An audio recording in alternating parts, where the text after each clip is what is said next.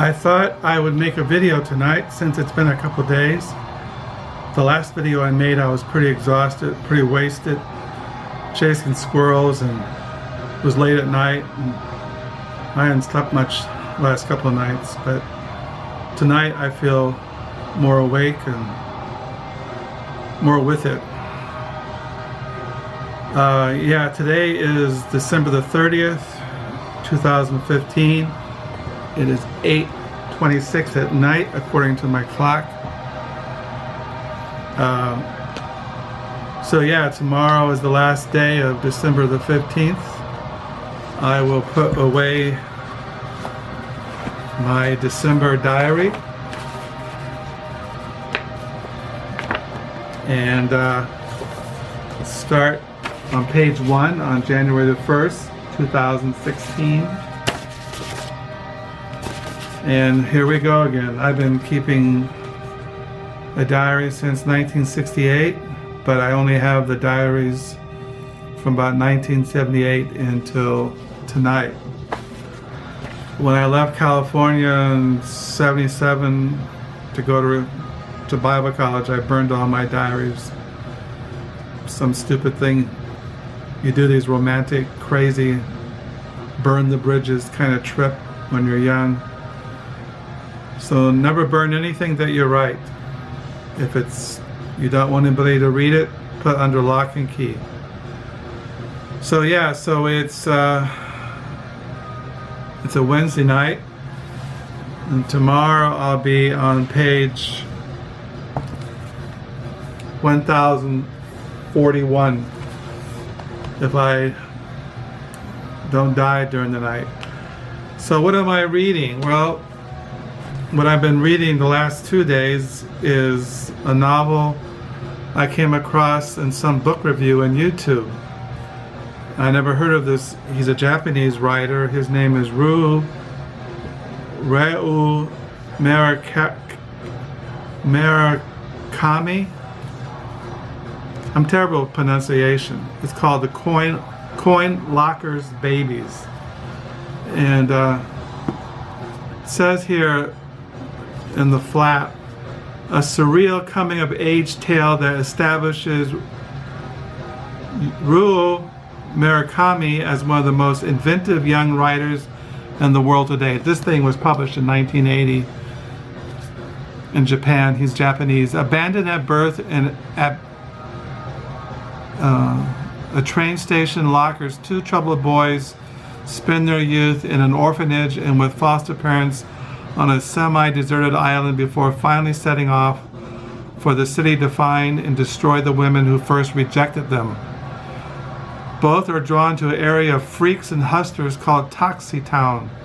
One becomes a bisexual rock singer, star of this exotic demi-mode, while the other, a pole vaulter, seeks his revenge in the company of his girlfriend, Amaman, a model who has converted her condominium into a tropical swamp for her pet crocodile. Together and apart, their journey from a hot metal box to a stunning savage climax is a brutal funhouse ride through the eerie landscape of 20th century Japan. I'm really digging this thing. It's kind of bleak and brutal, but so is life here in the dead American world. So I also been reading lately. Oh, I got this today. Our son Caleb, our oldest son, and his wife Emily and little Josie Joy gave Papa and Nani a gift card for a bookstore that's in downtown Holland, and I bought this today with my money from the gift card. It's called House of Leaves by Mark Z. Dandel-Swisky. I don't know. I know when I cataloged this in my library thing, 7,000 people had this novel, and it's very postmodern. You can tell by looking at it. The text, it's very postmodern. Even has pages in here where there's practically nothing. But it looks like a trip, and so I'm reading that. Also, I've been reading this week the selected journals of John Wiener's. He was a poet in the Boston area, Massachusetts. Stars Seen in Person. These are his earlier journals from the 50s up until 69, selected from his journals. So I've been reading that. And I have been reading in the mornings for devotions. Reason why I got this back out, I've been reading it throughout 2015, is I found out the other day and looking at, this is put out by Cistercian Publications in Kalamazoo, Michigan, and they put out literature, monastic literature on the Desert Fathers, Christian spirituality, but they've been putting out a new translation of Gregory the Great, The Moral Reflections on the Book of Job, and this is volume 1, preface, books 1 through 5, and it was translated by a guy named Brian Kearns. And I found out that volume 2 has been published, and I hope to get it in the mail next month. Volume 2 of The Moral Reflections on the Book of Job by Gregory the Great. Gregory the Great lived from 590 AD to 604. He lived in Italy, but this is a very famous work, and I've been wanting it since I know about it. It's one of the great Christian spiritual classics. Gregory the Great, Moral Reflections on the Book of Job. I also have Gregory the Great on the Song of Solomon, an Old Testament book put out by the Cistercian Publications. And so he was a great spiritual writer, Gregory the Great. I also been reading, once again, I always try to read Carthusian spirituality, the writings of Hugh of Blama and Galileo de Pont. They lived in the, I think they were like the end of the 13th century. And I read this, I first started reading this when we lived in Houston. I got out my timeline, told you about the timeline. We lived in Houston, Texas,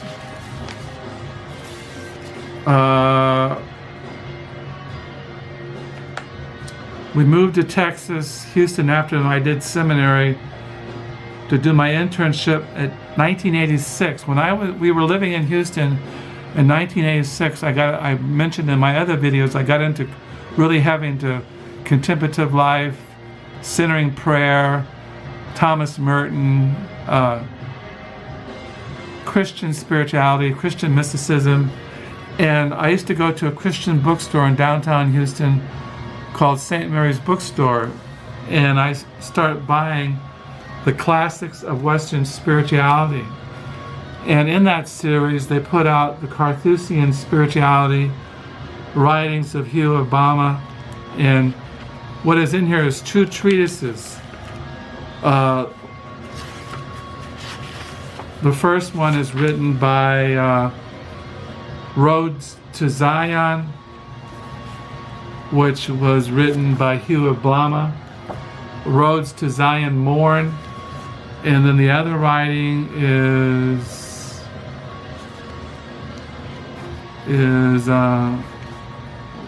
what is it? It's On Contemplation by Galileo de Pont. And I read this all the time. That's why I have 2 copies.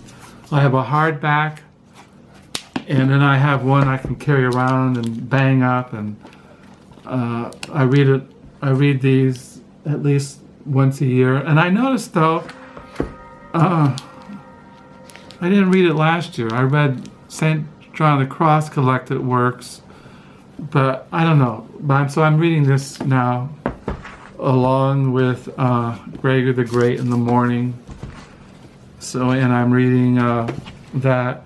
I got this book in the mail today by Kevin Vanderhooser and Owen Strachan, The Pastor as a Public Theologian, Reclaiming a Lost Vision. So I got that in the mail today. And I'm still reading Jenny Diskey's memoirs, the 60s.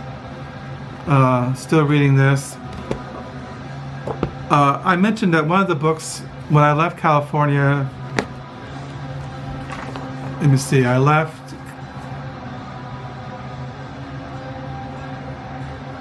California in 1978, and one of the books I took with me, I mentioned different Puritan works, but I got this is one of my favorite poets, T.S. Eliot, The Wasteland and Other Poems. I must have had this since I can remember, maybe high school. Another good book to read on that whole time period, Beyond the Wasteland, American novel in the 1960s by Raymond M. Olderman. I recommend this book if you like reading about the 60s and literature of the 60s, the theme of the wasteland. So yeah, it has in here about Joseph Heller and Ken Kesey, John Hawkins, Thomas Pynchon, Kurt Vonnegut Jr. So if you want to read about Beyond the Wasteland, American novel in the 1960s, I recommend this book. So that's what I've been reading.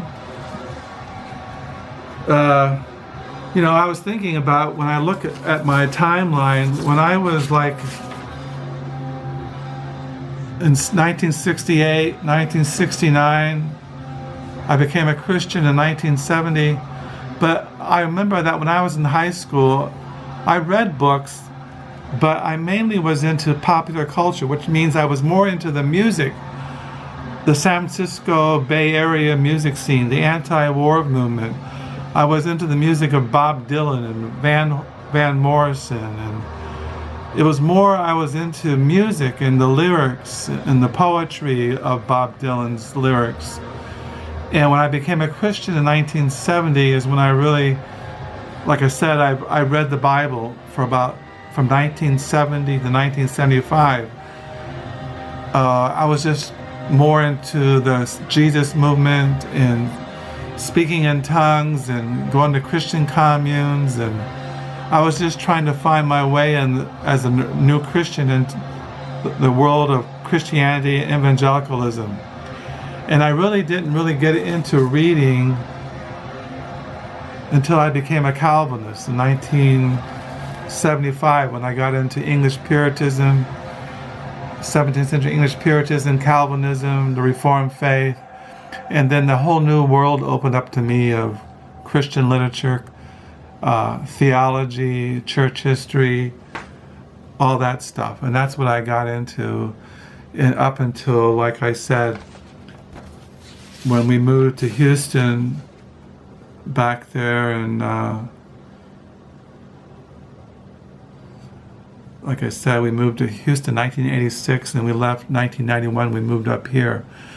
But when I was in seminary, I mentioned I was exposed to Christian spirituality, history of Christian spirituality, and I really got really deep into that when I was doing my internship there in Houston, there in 1986 to 1991, and I still continue to do that. That's why I'm reading Carthusian Spirituality and Gregor the Great and Song of Solomon and more reflections on Job, and that I'm more into the inner life, the contemplative life, living a life of prayer, seeking God in the silence. So anyway, that's where I'm at. So I might make another video. I wanted to mention some books I've gotten this week, but Maybe next time. Well, may the Lord bless. Bye.